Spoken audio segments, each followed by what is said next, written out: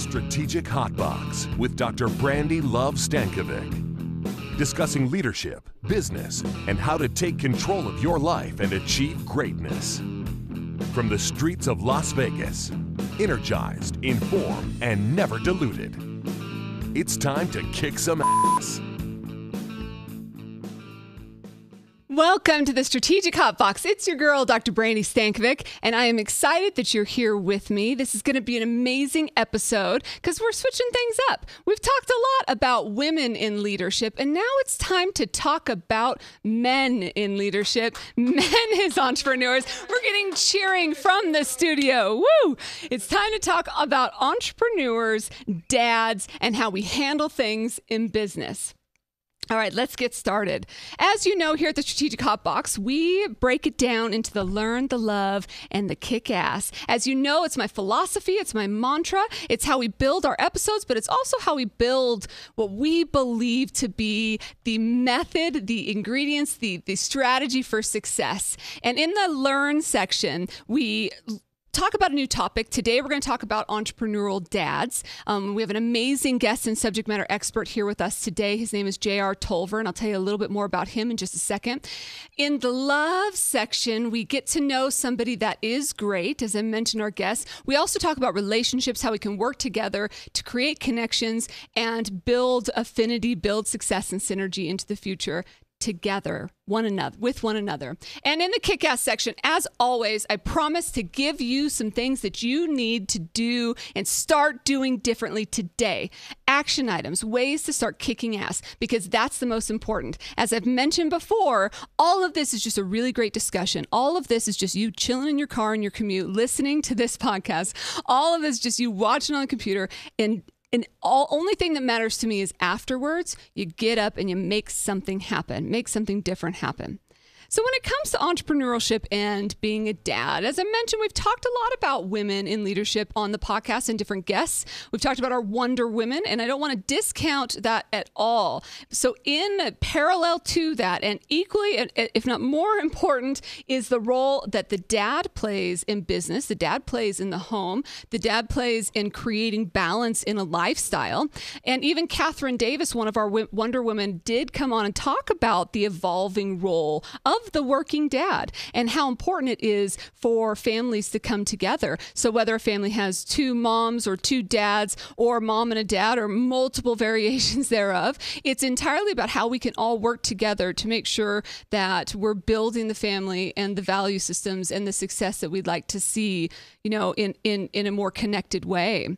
And no longer really is it expected for fathers to be the only person bringing in the cash, to be the only sole breadwinner, right? And a lot of times mothers are that as well, or people are equally contributing to the home. As a matter of fact, it's really funny to me, funny, ironic, funny, haha, I mean, however you want to look at it. I was having conversations with some fellow moms this weekend at a 1-year-old birthday party, and we were talking about how, you know, this one mom was talking about that it's difficult, the transition of going back to work. And I agree, and I know several moms that are on the phone will be listening to this as well. It's equally probably as difficult for men in that process, right? Because they're losing just as much sleep most of the time in the newborn time and era. And when she was talking about that, I did ask, so have you thought about staying at home?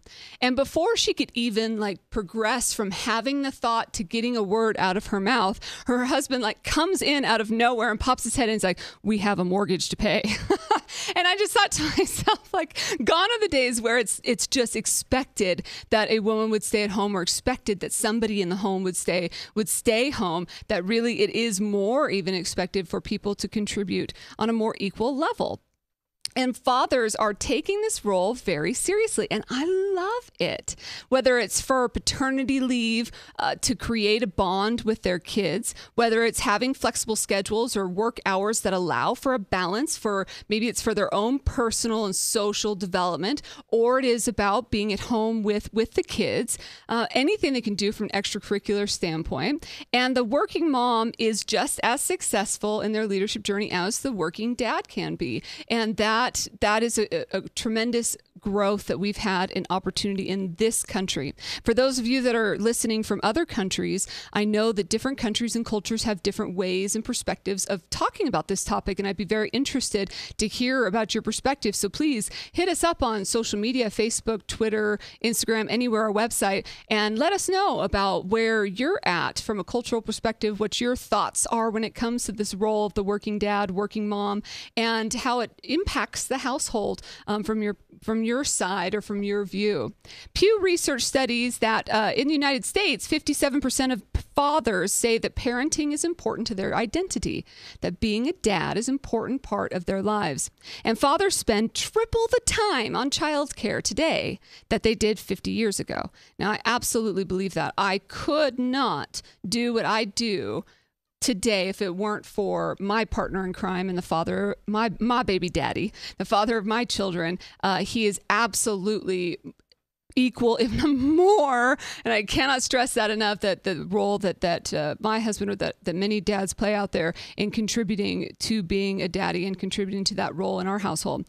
And in households where both parents work, 62% of couples believe that careers are equally important. And this is great. This is a good perspective that we have. Is there still work to do? Sure. And is there a new way to look at this? Absolutely. And I'm going to give you a kind of a glimpse into what that might look like, and then we'll bring in our subject matter expert. When I had James, so James is my older son, so this is about 8 years ago when I had James. We went into labor because, if I'm in labor, then, you're the men out there that have been in that process, or the partners out there that have been through that process. It's not just a sole person going through it, but I went into labor and was there for 36 hours. So it was a very long, that stretched over 3 days. And then we were in the hospital because we ended up having to have the surgery for another couple days after that. So in the end, this process was about 5 days long. And because of that, my husband had 5 days off from work. And so he goes back to work on that following Monday, and a couple of his homies that he was working with went, "Dude, how was your vacation?" And he freaked out and just went, "You have got to be kidding me." I mean, one, even if it was the easiest birth ever, it is not a vacation to go through childbirth in any family, right? But secondly, certainly not the experience that he had and the experience that we had with James. And it really does speak to, though, this idea that the world is shifting. Is a man taking care of his children Mr. Mom? Or is a man taking care of his children a badass? That's the challenge that I have for you. And really, I think it's more the latter than it is the former.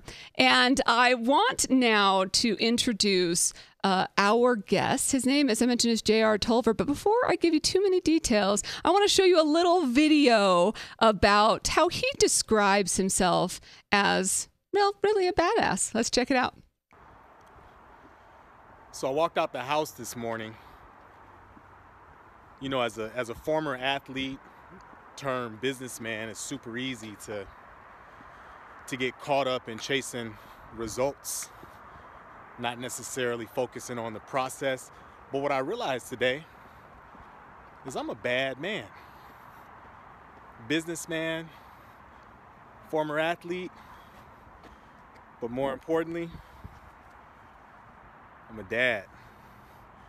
BAD, business, athlete, dad. How many bad men are out there doing everything they can do to make sure that the families are taken care of? Much love. Happy hunting, everybody. Bad men. I love it. That's such a great way to describe men in this journey. Now I'd like to formally introduce you to JR. He's an owner of the State Farm Insurance Agency. He's also previously an NFL player, played for the Carolina Panthers, the Miami Dolphins, the Dallas Cowboys. So I'm telling you, it's getting better and better. He's a sports analyst for NBC San Diego. He's a pregame and postgame analyst for San Diego State University football, iHeartMedia. He's an NCAA record holder. And he's got his bachelor's in business administration and information technology from San Diego State University. He has certificates from Babson College, University of Notre Dame, and most importantly, he's a proud husband and father. So please join me in welcoming JR. Hey, JR, how are you? I'm doing good. Thanks for having me. So excited that you're here. Thank you. I was listening when I first saw your video saying that you're a bad dad. I absolutely loved it. And I was equally trying to come up with an acronym for mom. I'm like, all right, does that make me a BAM? I'm like, it just doesn't, it doesn't have the same impact. Yeah, I know. It's terrible. So tell us a little bit about your journey in leadership. Yeah, it's a great question. It's funny because as an athlete, most athletes are very self-driven. The higher you go in your sport, the more internal, intrinsic motivation you probably have. And football is the ultimate team sport. So it's weird because you can't do anything without everybody else, but you're also not going to be on the field if you don't do your part. And so it's funny just going from being an athlete to being a business owner, just being used to chasing goals and chasing dreams and big visions, but then having these little kids now that depend on me, right? So my wife tells me, she's like, there's one thing you've taught me is how to be selfish. She said, because I look at you and I see that, your goal is to fulfill your dreams. Now, granted, by fulfilling your dreams and chasing the aspirations that you're chasing, you're also taking care of the family. But it's interesting to see how you can be selfish in the pursuit of what makes you happy and what makes you whole in order to provide for us as a family. So that's kind of the transition I've been going through, how to use my intrinsic motivation, my selfishness for good, not for bad. So I have to know when the very first time that your wife asked that question, if someone came up to me and said, one thing I've learned from you is how to be selfish. It's very evolved of you to be able to have, and evolved of her, I should say, to be able to see the bigger picture in that. But to her point and to yours, if you aren't selfish with your own journey and drive for dreams, then how will you ever expect to take care of the next generation or the people around you? Yeah, and how do you teach the next generation to also prioritize what matters to them, regardless of the situation, right? So, I took a organizational or transformational leadership class in Green Bay, and they said people make decisions that they don't want to make mainly for two reasons, two pressures: financial pressure or social pressure. And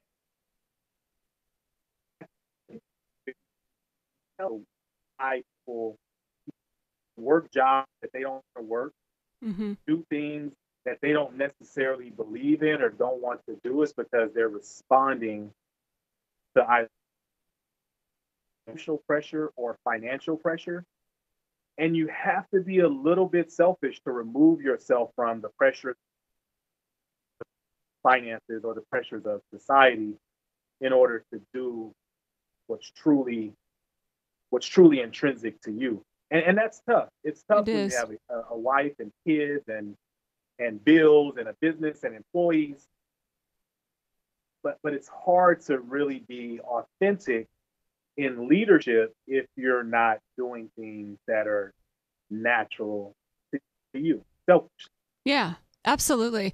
And I think that it's really important to note that for men and people that are athletes and have this perspective, that there's no loss of being just as much of a man, just as much of an athlete, just as much, while also being a good father. Right. And that sometimes I think gets lost in this new era of inclusion, this new era of equal rights with women and gender roles and those types of things. And you'll get a kick out of this story. My brother is a power lifter, so he's a very large, building, athletic, kind of muscle guy, athlete. And he also is a proud father of 3 kids, a couple being little girls. And he goes to the same drop-off as one of my girlfriends. And Deja comes up to me the other day and says, I saw your brother this morning in the school talking to one of the other dads about gains, and they were having a big conversation about how much they had protein and they were just gaining this and muscle that and just having this dude conversation. And then he comes out in the parking lot and hops in his white minivan and drives off. And we just cracked up about the fact that he would be the first to say he is a proud owner of a minivan and has just enough muscle too. So it can be both, right? You know, it's hilarious that I've been trying to convince my wife to buy a minivan for the last probably 18 months, and she doesn't want to do it. But I want to do it because, we have three small kids and they're all in car seats. And, what better way to get the family from point A to point B comfortably than to do it with two sliding doors on the side. So that's an argument that I'm trying to win right now. So shout out to your brother for for being able to pull that off. Nice. So how do you feel that this role has evolved? I shared that stat about the fact that more men are getting involved, but how has it evolved in the last 20 years as far as men in the home? So that's a great question. I think that number one, right now my wife is a stay-at-home mom, but that's by choice. She is a journalist. She went to the new school. She's written cover stories for Jay-Z and Lil Wayne Wow. and Rihanna for Billboard magazine. And we made the choice when we started having kids that she stays home while the kids are growing up. And I think that's a little bit different. I think the expectation has been that the wife stays home with the kids. I think now women are making the choice, despite being very professional, doctors, lawyers, and in the case of my wife, an award-winning journalist, they're making that choice to stay home. So Yeah. what that does is that puts pressure on the father to not only uphold his end of the bargain, from a financial standpoint and to bring the money in to pay the bills, but it also says when I get home, I need to clean up. I need to bathe the kids. I need to, put them to sleep. I need to do all of these others because my wife isn't staying home because she has to. She's staying home because she wants to. So it's truly a partnership. Um, it's truly an ecosystem where, in order for us to be able to do that for our kids, we have to work together in the business, in our budgeting, in the way we spend money, in the way we save money, but also in the house. Who's taking the kids to school, who's putting the kids to sleep, who's giving them baths, who's feeding them. So I think that that's where the most involvement has come from. It's truly become a partnership between the business and the personal when those moms decide to Absolutely. stay at home when they don't have to. Do you think that dads in the world today are pulling their weight in the home? So look, I'm gonna say yes, but if my wife were sitting right next to me, she'd probably say no, right? But it's a conscious effort, right?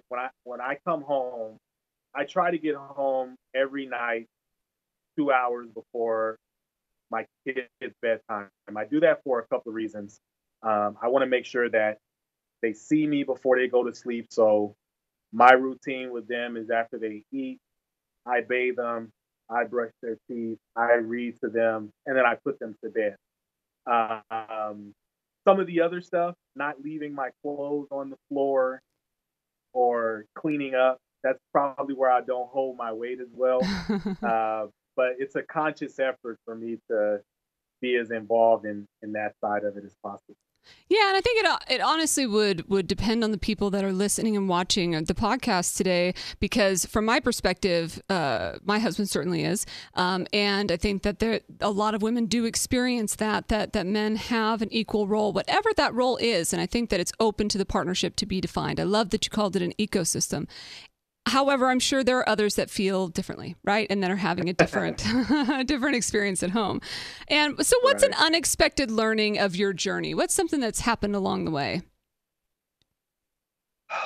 Really how tough it is to truly be selfish, I guess, right? Because the hardest part about being somebody who is intrinsically motivated to keep getting better is that now it's not just about sport.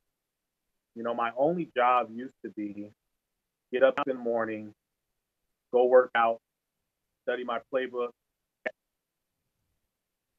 just make sure I eat what I'm supposed to eat to keep myself healthy. That used to be my only job as a Hmm. professional athlete. Now, as this professional dad, entrepreneur, former athlete, I have to make sure that I'm doing the stuff that I need to do to keep myself healthy, working out, eating right. I have to make sure that the business is being run well, from a operation standpoint, from a sales standpoint, from a motivation of my employee standpoint.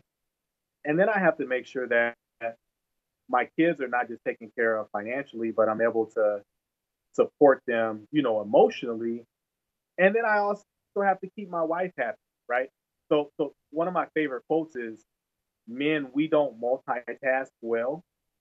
So on this journey, that has been the hardest part, is being Hmm. able to multitask these four different aspects of my life, and still try to achieve greatness the way that I did when I was singularly focused just on sport.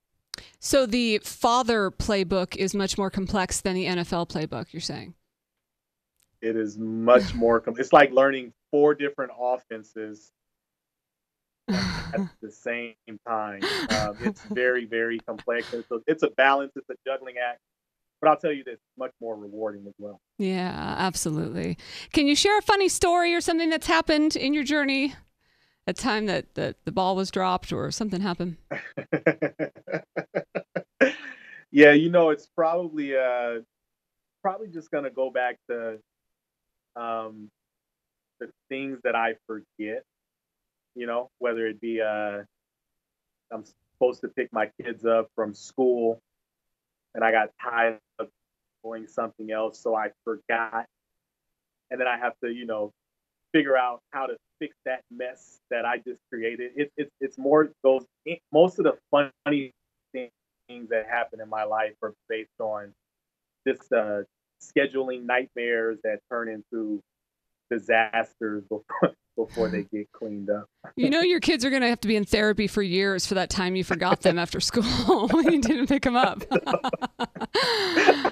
But it's just life. I mean, being a parent, I think that I was chatting with my husband the other day saying that when we got married, we didn't want people to bring kids to our wedding. And that was one of the things that we wanted. And now when I get a wedding invite that says don't bring kids, I think, well, then I'm not coming to your wedding, right? And it's just bizarre. But I was in that mindset because I just had no idea what life was like. I mean, life completely changes.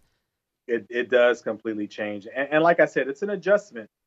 It's an adjustment. I mean, you're a doctor, so you understand what it means to obsessively uh, pursue something, right? And to be able to be hyper focused in a way that you may veer a little bit left or a little bit right, but ultimately that goal is right there in front of you, and you knock it out. Absolutely. With the kids, it's a lot more dynamic. With the Yeah. family, it's a lot more dynamic, and I think it makes you appreciate, at least for me, if I'm speaking from personal experience, it just makes you appreciate the journey more. Everything has been about results, right? How many catches did you have? How many touchdowns did you have? How many catches do you want to have? Nobody ever talked about practice and being excited about practice. It was all about the game. It was all about the results.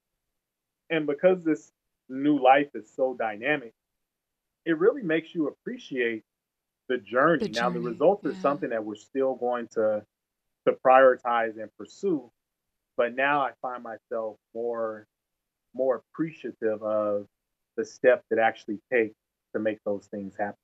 I love that. I had a bit of an aha moment just now in you saying that you're right. When you get too results focused, you end up losing sight about how beautiful the practice is from time to time. Wow. Thank you for sharing that. So can you share a bold action or one word kind of takeaway, something that people can start doing differently? Read. I'm an avid reader. I get a lot of inspiration from words, especially from people that Tony Robbins has my favorite quote of all time. He says, "Success leaves clues." Mm-hmm. You don't have to reinvent this on your own, right? I'm a pretty new insurance agent as far as this industry is concerned, but I don't have to reinvent the wheel. You know, there's a lot of guys who've been very successful in this industry and doing it for a very, very long time. Mm-hmm. And they've left clues, right? They've left clues in books, they've left clues in podcasts, they've left clues in webinars. And it's just really taking that opportunity to, you know, ingest something that's going to give you a better output. For me, that's reading. I really enjoy taking 15, 20, 30 minutes a day, just putting something into me that's going to give me a better output. But for you, whatever that is, I would say take the time to invest in yourself so that your output consistently becomes what you want it to be. Love it. If our listeners and people watching want to get a hold of you, how would they do that? Yeah, they can email me at I'm a coach by nature, so they can email me at JR at Coach Tolver, my last name CoachTolver.com, or you know, feel free to reach out to me on LinkedIn. I'm very, very active on LinkedIn and Twitter. Find me at LinkedIn, JR Tolver, search my name, or my Twitter handle is JR Tolver16. I'd love to speak to anybody that has any questions or just wants to talk and strategize. Strategizing is one of my favorite things to do. So love it. Anytime I can take a step back from the business and talk about strategy is something that I love to do. Well, thank you so much for sharing some of that strategy with our listeners and watchers today. I love meeting you and hope to connect with you again in the future. Yeah, it's been my pleasure. Thanks for having me. You guys are doing a kick-ass job. All right. I appreciate the content that you produce. Excellent. Thank you, JR. Bye. Let's head out to the shout out.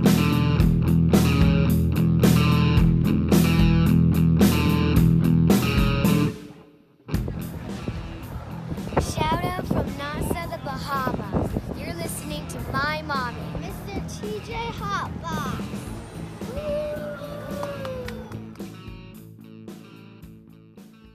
If you aren't watching the podcast right now and you're just listening, you almost have to watch, and maybe you just did smile because that shout out makes you smile. Speaking of being dad or being a parent, those were my babies. They're giving us a shout out from the Bahamas, and they do just bring the biggest smile to my face. So thank you again to JR for sharing some of his wisdom. It's my favorite time, your favorite time. It's time for us to kick some ass. Here's our top 5. Number 1 is to be proud. If you're a dad, hop in that minivan and drive away because you should be proud of the things that you're accomplishing and proud of what you do and being proud of whatever transition that you've made. So whether it's from athlete to dad or from businessman to dad or from dad back out to being an athlete or a businessman or having it all at the same time, be proud of the journey that you're on. Number 2 is to think differently. If you happen to be one that is a traditionalist or one that thinks that certain gender roles are in certain places or certain people should act different certain ways, then now it's time to just step outside of that. Let it go. Loosen up. Think a little different. Let's have some fun. The world allows us this opportunity to be able to think differently. So stretch the mind. Number 3 is redefine the priorities. I love how JR referenced it as an ecosystem, whether it's in the home, it's in the office, it's in any place that you're at where you're creating success or want to achieve success, that understand and redefine those priorities and how you can balance within that. Number 4 is to have dialogue. Create dialogue with the team and create dialogue with your work if you want to have more balance and be able to have some extracurricular time. Create dialogue with the people that you have in your home. I love the conversation that JR had with his wife about being selfish, but also making sure that we're selfish about our pursuit of dreams and how that supports the overall household. And finally, love on a daddy. If you have and you know a daddy that's out there, give him some love. At least give him a high five. There's your top 5 kick-ass.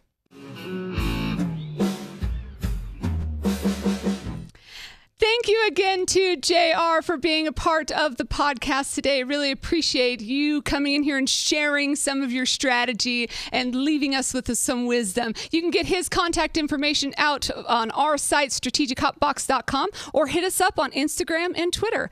As always, until I see you again, get out there and kick some ass.